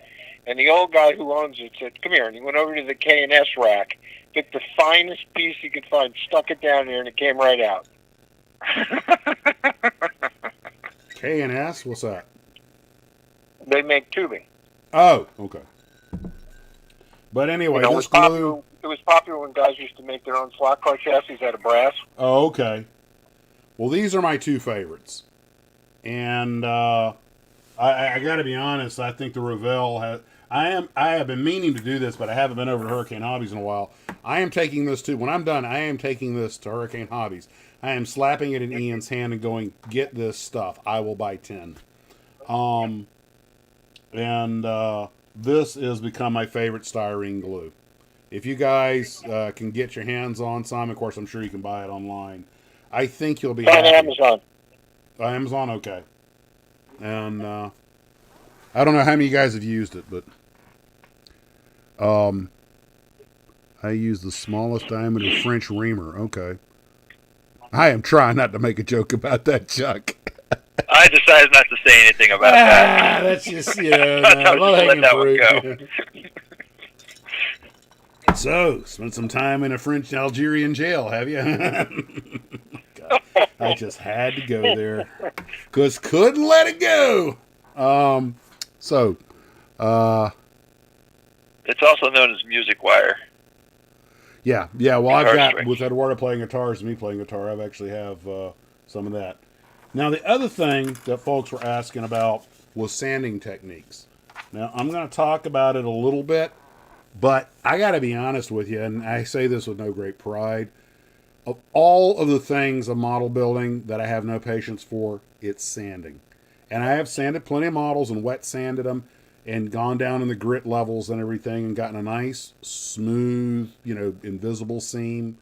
Painted over it, maybe etched or drawn in the detail that was sanded down. And it looks nice on the shelf. And I learned something. And I'm not saying this with any pride. I'm not bragging. But when I'm sitting in my couch, looking at my shelf, enjoying my coffee or cocktail, I can't see all that hard work. It's invisible. Which, really, when you perfectly make a model, your work being invisible is probably the highest level of perfection. But I don't enter my models into competitions and stuff, and it's just so much work that a lot of times I'm just like, nope, if I can hide it from the camera or can't see it when I'm sitting on the couch, I kind of gave up caring. Remember, the motto of this channel is make it what you want it to be. But having said that, if you want to make a beautiful model, you got to have a lot of different grades of sandpaper. Now, of course, the heavy grit, is for getting rid of burrs and maybe initially filing something down. But you're going to need multiple levels of the fine grit. And this is P1500, but some people go as low as high as 3,000, I think. And some guys, it gets down to the point they're using what looks like a jeweler's cloth. And the work they do is museum quality. But the wet sanding technique, for those who are asking about it, you actually soak the paper in water and sand, and then somebody's got something going on in the background there, so I'm going to move the thing away. But anyway, if you're going to wet sand, you got to have water nearby. Keep wet sanding it, keep rubbing it, wipe it down, keep rubbing it, wipe it down. And of course, using the water helps to keep an even polish on it. And that's really what you're doing is you're polishing. And you're going from finer to finer grit. And it is a tedious affair. Sometimes having a sanding block helps. I tend to use my fingers on sandpaper because I can feel what's going on. And it's extremely difficult when you're dealing with something that's on a corner, an edge, or in a small confined area. It's not so bad when you're going up and down the length of a fuselage of a large model, but when you're sitting there on a car or a half track or a tank trying to get that one little corner down, it just be a royal pain in the keister. And then if you over sand, you have to put something on there to fill it back in, and some surfacer or something. Hey, Steve, you need to turn the computer down. Somebody's got some background noise going on there. Yeah, I found them. Sitting here watching it on TV too. Hold on. See. How's that? Yeah, okay, that's better. You can't. He's pointing. Whoa. Okay, Kirk Enterprise, are you still there? Yep. Okay. So far. Almost accidentally closed the flipper here. For those who don't know, my wife, who is the greatest wife ever, got me this Bluetooth working communicator, complete with the spinning Moore dial. Enterprise. Spock here. And, of course, I use it on my phone. Sometimes I'll carry my phone in my pocket and use this. And when people look at me like I'm from another planet, I just simply go, well, yes, I am. Why? Does that bother you? Are you judging me? Okay, Fast Sports. I've seen that 3 times. I'm still not sure I understand what you're trying to make there. It says in my world, sanding comes before fluids. You're losing us, John. It must be a Canadian thing. By the way, if you guys have not checked out John's channel, Fast Sports, Scale Car Garage, Excellent channel. It really is. God, I forgot. I keep saying Scale Car Garage. Yeah, it's Scale Car Garage, not Scale Model Garage. Scale. For the longest time, I kept saying it wrong. And John's, although he builds models, his forte is slot cars. Trust me, he's your go-to guy. And for real cars too, he's one of the few people I know that's actually driven a Veyron. You know, somebody offered me the chance to be able to drive. Mind you, I fly jets for a living, and if somebody offered me the chance to drive a Veyron, I would actually probably be intimidated by it. Well, you probably weigh more than the car does. What? I said you probably weigh more than the car does. They're made out of titanium. Ow, hurtful. Now, Ken, that's when you're supposed to quote my brother and go, "Of course, but it was funny and it was at your expense." I need to talk to your brother and get all his good comments. Oh God, trust me, Ken. A thing known cannot be unknown. Be careful where you search. Monitor in Canada, fluid means beer. Oh, really? So I guess I guess they drink before they sand. Well, I can't blame them for that. That's a sound philosophy. Well, anyway, I do know some people they'll actually get a bucket, put the model in there, and sand underwater, or they'll sand it under running water. I usually just soak the paper and sand. Wet sanding can give you a glass-like finish, but you've got to have patience because, oh God. One of the things I hate most, it just cheeses me off. You putty up the gaps, you scrape them, you let it harden, you sand it down, looks good, you wet sand it, looks good, you shoot it with the primer, and you see all these lumps or ridges, and you're like, I know I sanded that down. How can it still be so? And you sand it again and sand all the primer off. And I mean, you do this 4 or 5 times, and when you hit it with a clean primer, now all the surface detail is gone. And you hit it with primer again, and you can still see it. And after a while, you're just laying on coats of paint to cover it up. You know, until finally it just fills into a smooth surface. And then when you're all said and done, you're kind of like, I mean, you know, we're talking a day of your life is gone. And you will sit there and admire your seamless surface when you're done. And then it'll go on the shelf. Oh, now I understand. Yeah. Task Force is bored. He broke his leg, so he's got nothing else to do. Oh, that's right. He had a hockey mishap. I'm sorry, I forgot about that. John, you know, and then don't get me wrong, I don't mean the happy hockey mishap, you know, where you just lose a tooth. We're talking about he's actually laid up and can't play hockey. You can play hockey without your teeth, as the entire NHL has taught us. By the way, I watched some of the commercials for Shoresy. I don't know jack about hockey, but that show was just wrong and funny. It's a follow-on to Letterkenny. And if you guys haven't seen Letterkenny, everybody said, you got to watch Letterkenny. And I didn't know what they were talking about. And I watched someone on YouTube. And I was like, oh, my God. I love this show, and it is so wrong. It is. You want to see a great hockey show? Watch the movie Goon. Well, the one that everybody told me I had to watch was Slapshot. Slapshot. And I saw it. Hysterical. And I was like, my God, how did I not see this in the 70s?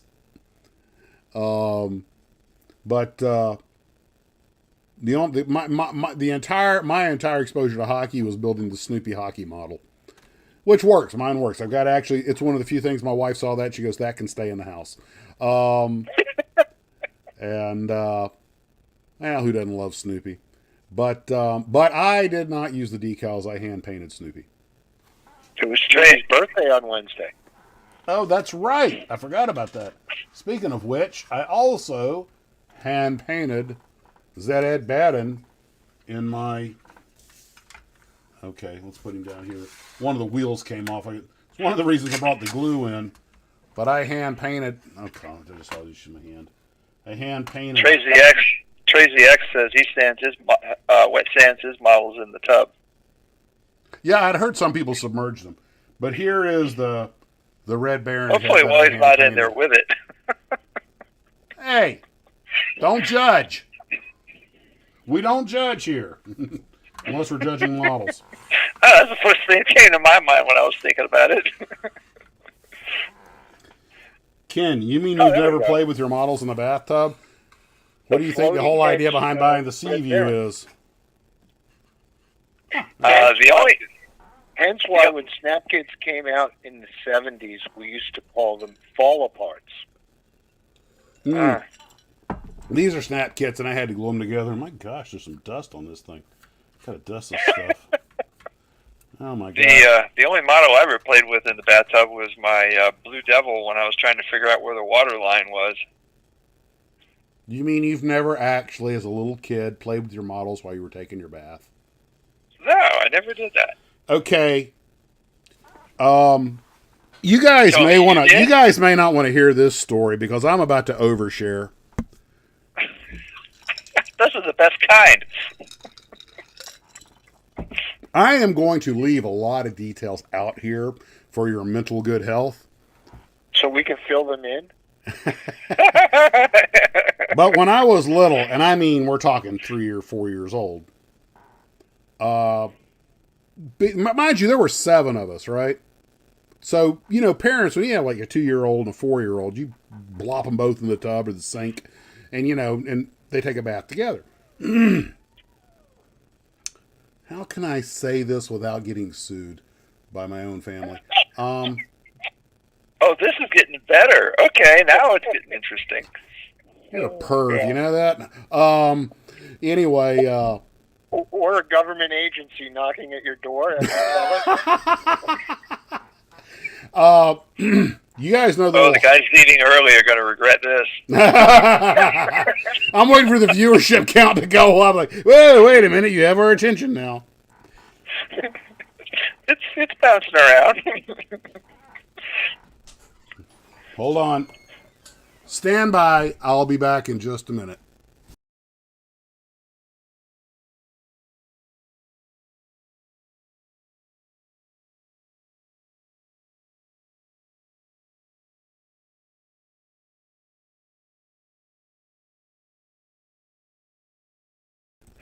You guys Okay. there?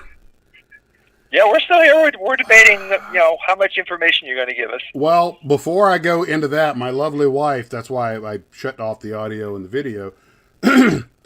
There apparently was an enormous box at the front door that she just brought in. So I'm going to open it real quick and see if it's something that we might unbox here live on the show. Why don't you open it outside, so in case there's something in there that you don't want to open in the house? If somebody's going to mail me one of those, I intend to take it like a man. But Make sure Monica's not standing next to you. If they find my ears in the neighbor's yard, by God, he took it like a man. Speaking of which, to finish the story. Now, mind you, we're talking like he was showering. We're talking like a Lance said 3-year-old. he was showering by the time he started modeling. We're talking like a 3-year-old and a 6-year-old in the tub. But anyway, do you guys remember Hawk models made? Yeah. And it's amazing the things you can remember. It was Can a you model. remember your social security number?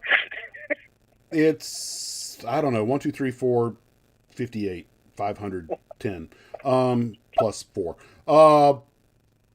Hawk models made a 1/72nd scale AT6. I believe it was. Could have been a Dauntless. It was a round-engined airplane with a tandem cockpit. So it's an SBD or a T6, but I think it was a T6. And we're using our bellies as a runway playing with this thing in the tub. But every time Wait a minute. Say that part again. we're using our bellies as a runway and taking off the runway in the tub, using our bellies as a runway with this model airplane. I don't The only even problem want to know what the tower was- was. The only danger was every time you took off. Now I'm going to let you guys tell you. The only danger was, I'm going to regret saying this, but the only danger was every time you took off southbound, there was a monster at the end of the runway. Okay, I can't stop laughing. There was a monster at the end of the runway.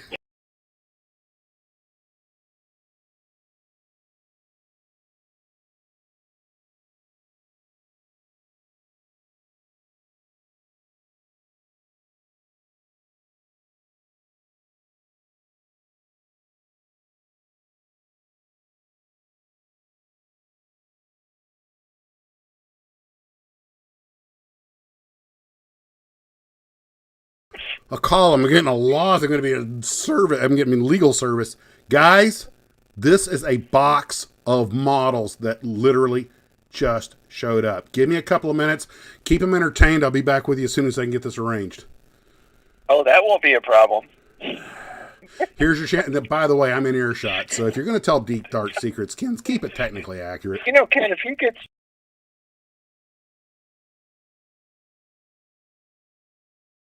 For a while, he's opening the box. If I've got anything anybody sent me that one of you guys really, really, really wants, let me know. Let me get this organized. It's going to take a couple of minutes. I'll be back with you. Keep them entertained, and I'll be right back.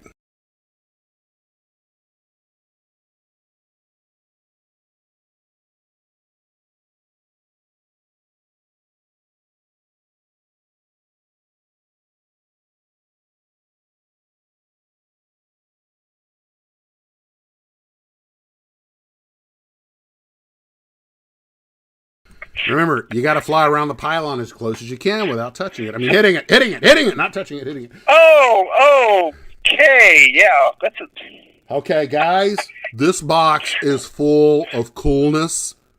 First off, if Eric is out there, who this came from, thank you. I've only opened the top. I'll be back with you guys in a minute. It's going to take a few minutes, but this, God, swear to God, guys, we did not plan this. This literally just showed up. So I'll be back with you. Keep them entertained, and I'll be back in about 4 or 5 minutes. Fine without you. That's because I had a cool announcement to make. Okay, now you can talk about flying around, pylon racing around the one-eyed monster all you want. God, I am so going to jail.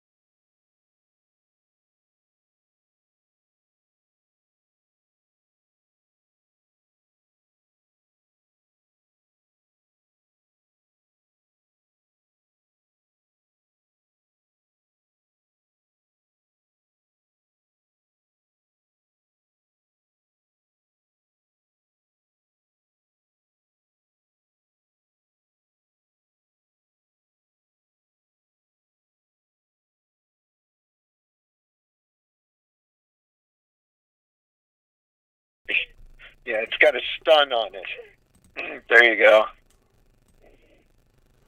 Okay. Oh, You're all here. I'm back. All right. So, you know what? Let me read this real quick. See if this is something this is from Eric in Arkansas. Hi, Max. I hope these arrive safely and that they are subjects you enjoy. They're models. They're subjects I'll enjoy. I've been building models since I was a kid. I'm about your age. At the time, mostly aircraft, ships, and sci-fi. However, in the 90s, I ended up making a hard turn to Gunpla, the Gundam models. This was both from interest in the subject and matter and in the ease of building them, and also from not having a lot of time to work on them, I suppose. I'm impressed that you were able to keep building. They don't require a lot of effort to look good. Still, I've always had and have a fair amount of my original loves unbuilt and in the stash. I keep telling myself to become more diverse in my building, and I have been making some progress there. Those skills are a bit rusty. I'm working on it. Just a quick note of the contents. The B-17 and the Gundam are duplicate kits. I have several Academy B-17 variants in the stash. The Gundam in particular was a double order, and I didn't realize it until they had arrived. Can't remember when I got the 2 monogram models. Feels like I've had them forever. I know you appreciate the older kits, the Thunderbird 2 and the M577 APC. Figured you get a kick out of. I will, and thank you very much. And of course, you can't have a Babylon 5 without a Star Fury. Yes! Because I had just told my wife after I finished the B5 kit that we had to get a Star Fury to go with it. Oh, the great Styrene River has provided. model on. Ed from Siloam, I hope I'm saying that right, Siloam Springs, Arkansas. And Eric, the only reason I'm not putting down your full name is trying to, protect your identity because we're on the interweb. Let's look at what we got. I cannot believe this. The monogram A7 Corsair 2. And I wanted a Corsair 2 for my collection. This is the sound of joy. How many of you used to get your Christmas packages and do this in hopes they were models? Are you gonna show us, or you just gonna gloat over them? You want to see what's inside? No. I'll tell you what. Broken glass. Broken glass. I have a cunning plan, so I There don't we dump go. stuff all over the floor. All right. Okay. There is. Wow, you really got to move this thing up here. There's the Corsair 2 model. A lot of the parts off sprues, but it's got all the clear parts, the instructions. Oh, I did. Charles just brought up an interesting point. He says when you turn off the audio, you turn off the entire stream, so we can't hear anybody. What? Really? Oh. I didn't know that. Okay. Well, I'll just have to leave the audio on then. Take our chances. But anyway, there's no decals in here, but that is not a problem. I can order new decals, and I have enough in the stash. I have a lot of Navy decals, so that's not a problem. That is awesome. I knew a guy at the RC Flying Field that he made an A7 Corsair with a jet engine in it, and he said that the aircraft was way ahead of its time. Okay. All right. F100, which I need to complete my Century Series builds. I threw away my last F1, gave it away to a kid to play with because I had done a pretty butcher job on it. And, oh, come back here. All right. Oh, that's interesting.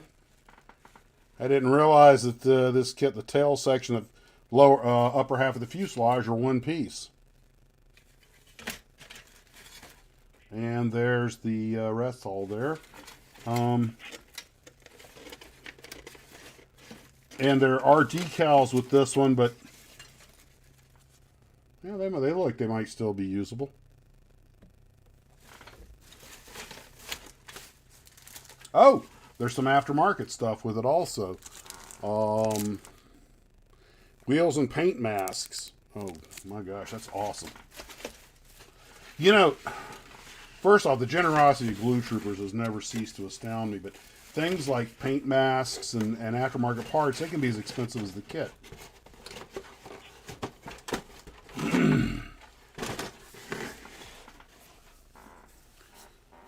Basically, I have enough aircraft to refight the Vietnam War. And this time we're going to win. Ah, there it is. The Star Fury. I was just watching a build video on one of these.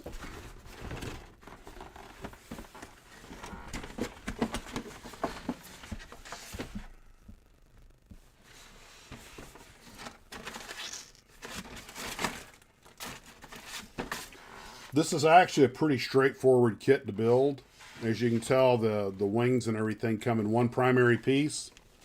But what's really cool is they give you several decal options, including Omega Squadron, which was Psy-Core, for those of you who are fans of the show.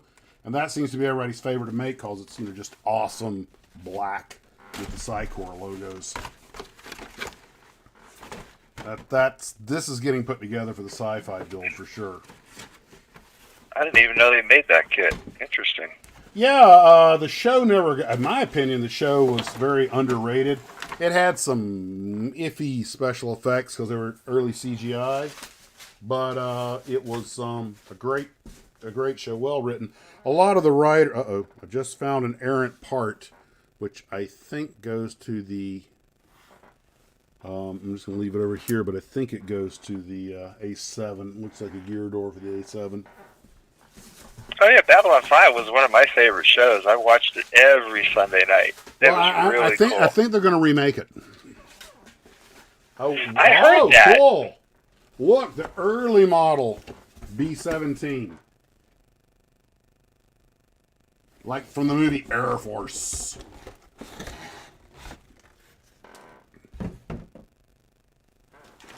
Has a... Which model? Which version? The very early straight tail version. Has a nice decal sheet.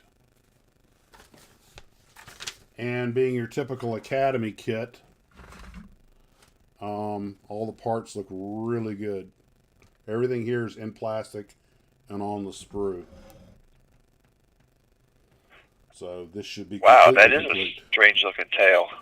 Oh yeah. The early B-17s from the Model 299 before they put that big dorsal spine on them. They were very distinctive looking. By the way, just as a completely useless bit of trivia, one of these was at Midway. A recon model was at the Battle of Midway on Midway Island. The rest were all like E models, which had the look more like what you think of the conventional B-17. Okay.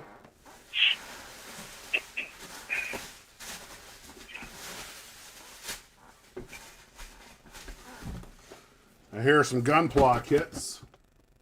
I'm not going to open these because they're all completely sealed. We have Aegis Zaft Mobile GAT X303. And my gosh, I mean, shipping this thing costs more than what I would most of us would spend on models. Oh, I'm gonna save that for last. That's a score. Oh wow! I'm not even gonna say. I'm just gonna show. Well, we don't see it for a while. That's okay, Ken.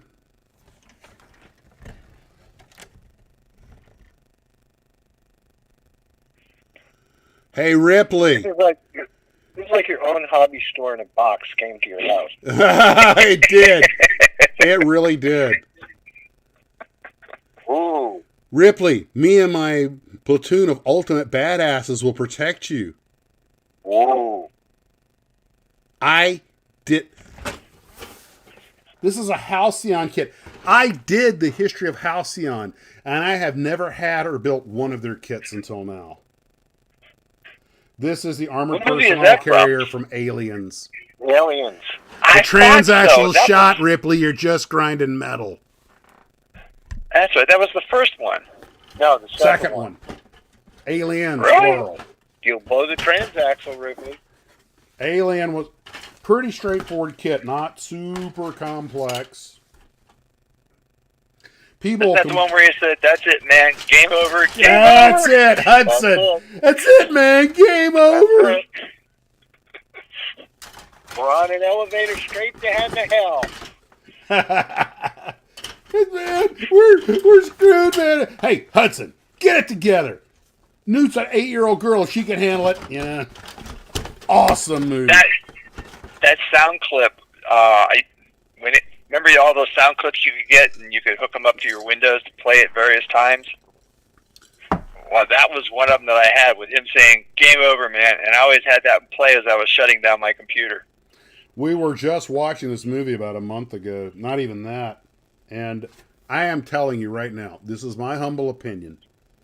But in this modern era... You have a humble opinion? Huh?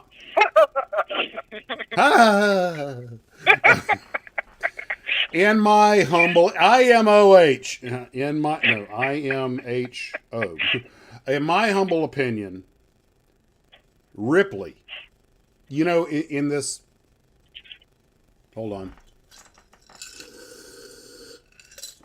Get the last of the whiskey out of there for plausible deniability. In my humble opinion, in this era of, well, we all know what the era is of, Ripley is the best strong but feminine female lead in sci-fi. Better than barbed wire? Better than what? Barbed wire? Yes, definitely better than that. And Bad Teacher, too. And, no, just, you know. Well, she played a really realistic, strong figure. But the thing is, she didn't have to be an insulting jerk to do it. You know? She was the kind of person that you would be perfectly happy to have a drink with, you know, and just spend some social time with. At the same time, she rose to the occasion. She kept her cool. She never lost her femininity, but she was as tough as nails. You know, that was probably one of the best written female characters ever. Especially when you're looking for a strong lead. Ridley Scott understood how to make a woman strong and capable without making her alienating, pardon the pun. And last but not least, something that the people who did Captain Marvel never got the memo on. Thunderbirds are go! Ooh. I know you guys have to wait a few seconds to see it, but we were just talking about Jerry Anderson, and here we go. Oh, well, let's take a quick look at the kit. Thunderbird 2. Instructions are in Japanese. You don't get more authentic than that. Oh, good. It's still well, okay. It's bagged in baggies, but still. Bagged is bagged. Schlegel said, Rick really liked men. Multicolored parts. That's I don't know, Brain. This is International Rescue. Calling International Rescue.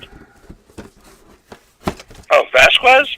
The Latino in that movie? Yeah, I thought she was pretty cool, too. No, she wasn't the dropship pilot. No. She was one of the grunts. The dropship pilot, I forget her name, but she was the other, let's be honest, rather dykey girl. But, yeah, she was reaching for her piece, though, when the alien came in the cockpit. She went down swinging. I don't remember. I'll have to go back and watch that movie again. I got to be honest, having been in the military, their portrayal was actually the whole portrayal of military was they were a little undisciplined, but it wasn't bad. You know, I mean, it was okay. You know, I mean, I was in the infantry. I served with those kind of guys, so I was like, I could recognize a lot of them. And but I think I'm going to peel these cheesy stickers off and put some real decals on here. But motor still. Oh, the motor works, but it's taking the cowling with it. Steve, you recognize this? The Red Baron. Yeah, but the motor. Yes. It's got that. What do they call that action where you just spin the prop and it goes, and you just stop it and it stops?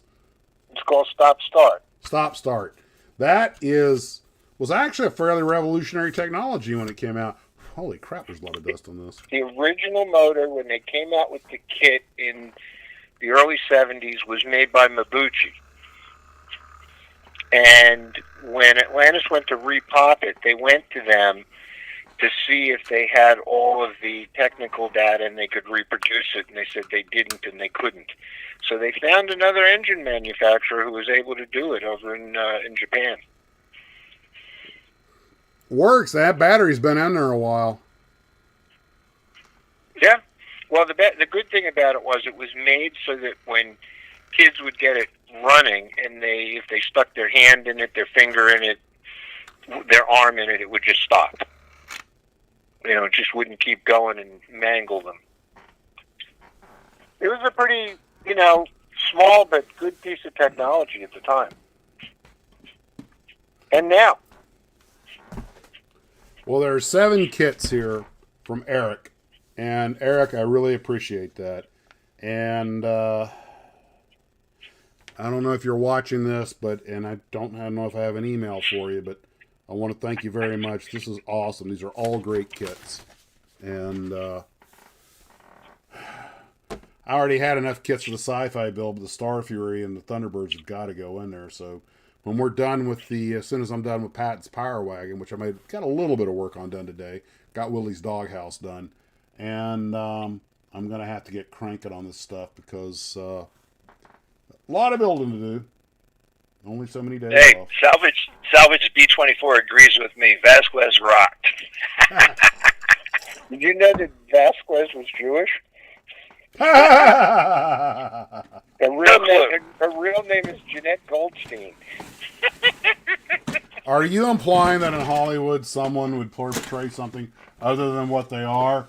And for those who don't get the joke behind that, I'm poking fun at the current outrage that Franco, was it James Franco? Yes. Was tapped to play Castro. And, you know, I can't help but think that the studios started this whole Twitter war just as a way to build buzz around the movie. But supposedly John Leguizamo complained that Castro is being played by a white guy, not by a Latino. And Bill Maher, I think it was, quickly pointed out that John Leguizamo has played an American, an Italian, a Frenchman, and all these other characters. And I'm like, guys, it's Hollywood. People play what they're not. The next thing you know, you're going to tell me you have to be a French Canadian to play Captain Kirk, who is portraying an American. Although Shatner, I think, is actually American also. I think he's Canadian American, but you get my point. They're actors. That's what they do. Yes. Oh, lordy, lordy, lordy, lordy. We live in crazy land. Was there such a thing as an American in Star Trek? I thought it was more like Earthling. Well, by the time Star Trek in the universe they existed in, yes, everybody was just from a Terran. Part of the Terran Empire. Still their best episode. Well, is anybody reading the comments? Because I have completely lost track. Aliens. Oh, we're talking about sexy characters in movies. Oh, Wilma Deering, yeah, and Buck Rogers, yeah, she was hot. Yeah. Corporal Farrow was the dropship pilot in Aliens. There you go. And also, you know, with Lindsay Wagner's the Bionic Woman, she was hot too. Of course, they don't exactly hire people because you know, Hollywood. You know, you got to pass the beauty contest. Oh, Aaron Gray and Buck Rogers did it for me. She was. Okay. Oh, Bill Campbell points out the Yanks won't understand Trudeau Castro. Okay, supposedly. Oh no, we understand it fully. Apparently, there's a thing going around that Trudeau might have been Castro's actual son, which actually would explain a lot. Got it, but who am I to say I wasn't there? As an American, I have no opinion. Oh, I met Barbara Eden once. What? Wait, Ken, you and I have known each other for 30 years. Why am I just hearing this now? Well, let's see, what the heck was that? It Was she in the bottle or out of it? she was actually in a play called Annie, Get Your Gun. Oh, okay. Actually, speaking of in the bottle, you guys take over. I'll be back in a minute. I won't mute the audio this time because That's fine. Go away. I am... Okay. So, I was just out of high school, I think. And my parents decided they wanted to go see this play. I guess they knew Barbara Eden was in it, and they thought it'd be cool to go see her. So they took me along, and she was Annie, the main character, of course, and she did a really good job. And after the play was over, they let us go talk to her. You know, anybody who wanted to stay. And my question was, did she like theater or live television or doing television better? And the guy standing next to her, I guess was her manager or husband, so I don't know who he was, but they just exchanged this look like, okay, obviously theater's better. Well, I took it as she liked theater better. Anyway, but we stayed around and we watched all the other people ask for questions. She was very nice, very cordial. It's amazing how many of them, because they're just regular people like us, are very nice and friendly. Mhm. Of course, there's some that aren't, but, you know. That few. But it was fun. And she was short. She only came up to my chin. Huh. It was hard to get a perspective from TV how tall she actually was. Yeah, usually people who are shorter, I'm 6'1", They stand on a It- box. well, they just lower the camera. Yeah, so they always look taller or whatever on TV. But yeah, she was not very tall, but she was very fun. She had a good sense of humor. Some of the guys asked her some interesting questions, which I unfortunately cannot remember. But it was a very enjoyable experience. You probably don't want to remember, that's why. I remember she gave one of the guys a hug. I thought, damn, I should have asked that question. Well, did you get a hug? No, I didn't get a hug. I just asked the stupid question about theater. All right, how many of you guys have ever been hugged by a famous Genie? performer?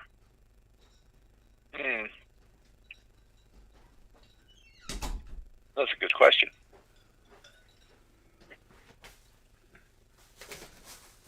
They do theater to relax. That's probably what she was thinking about. Yeah. Also, it pays the taxes, but No wonder she could sit in the bottle. yeah.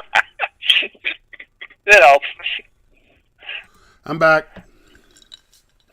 So, Okay. what did she prefer, or what do you thought she preferred, television or stage?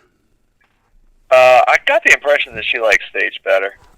I've heard that from a lot of them. One of the reasons a lot of them like stage is they get instant feedback. You know, the audience is right there.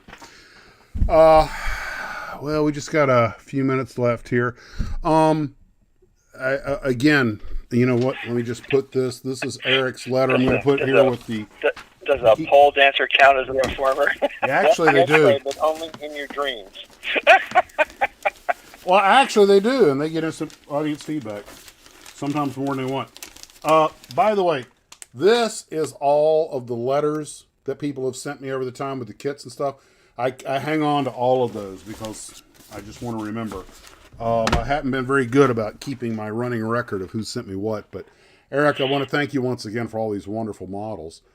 If I had met Barbara Eden as a kid, the one question I probably would have asked her being a kid is, who's more powerful, Samantha or Jeannie? Because that's how kids think about things. You think it's in really interesting ways. You know that? Well, I was like 6, Ken, you know. For those who don't know, Ken is a couple of years older than me, so. Ken, I think they figured you're, that out by now. Ken, I forgot. You're 90 what? 80 what?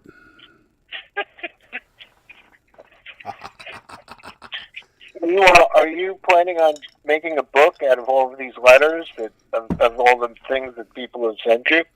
Yeah, not all bad idea. There's probably something to be had in there. I mean, you know, it wouldn't be a bad idea to collate them into some sort of record. But Telly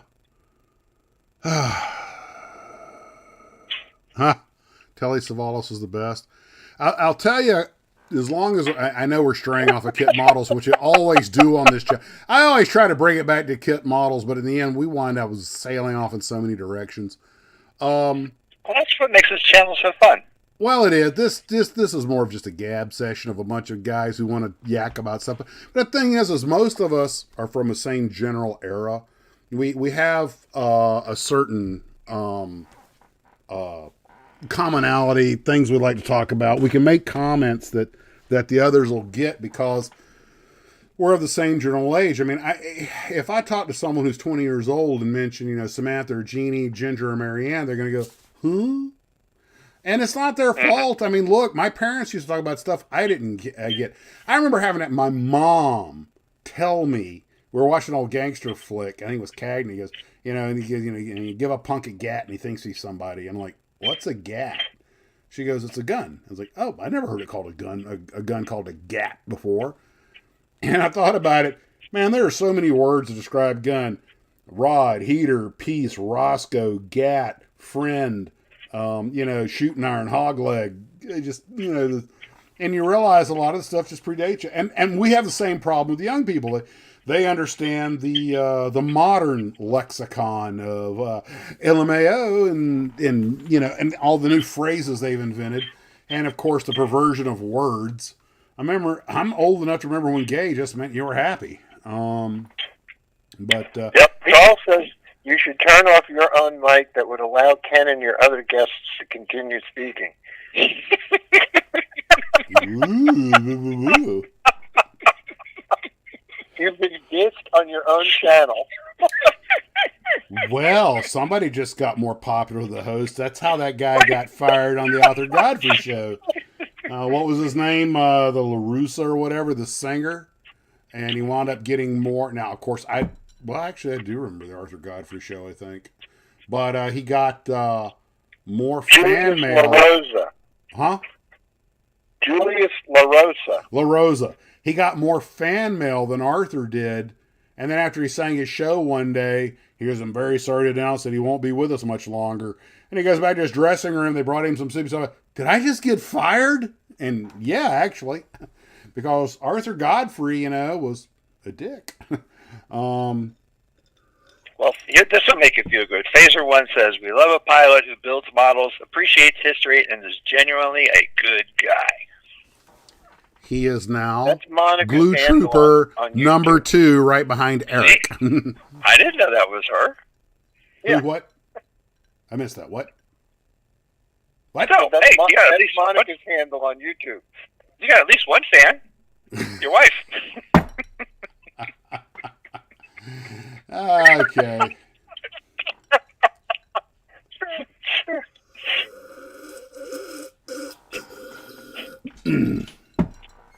Hold on a second. See me more. I'm in trouble now. You are in big trouble, Ken. Okay. Okay, guys. Oh, good Lord, it's that time.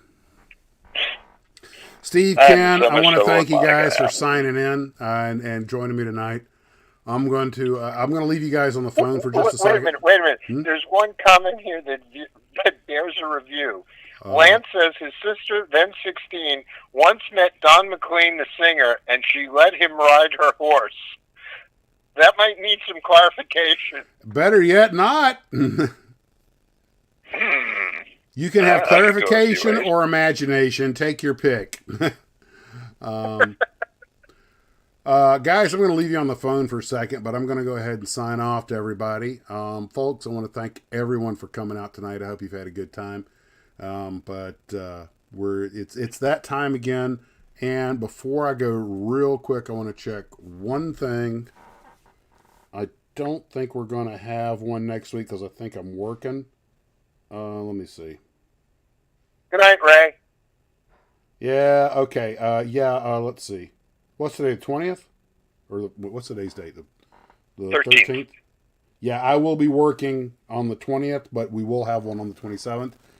And so 2 weeks before the next live stream. Guys, I want to thank everybody. Which is good because we'll have 2 weeks to kind of think of something to actually do. There you go.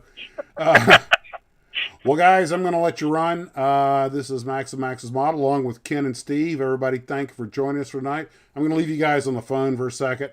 I'm going to sign off here. Take care of yourselves, and as always, model on.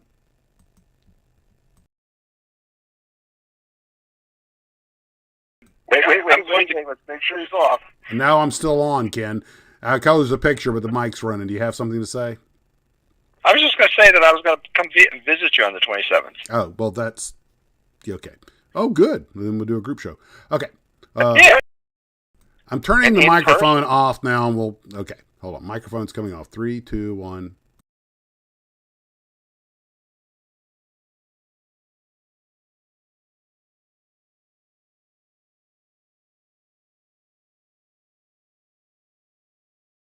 Did I ever tell you about the time I designed a uniform for tank crewmen?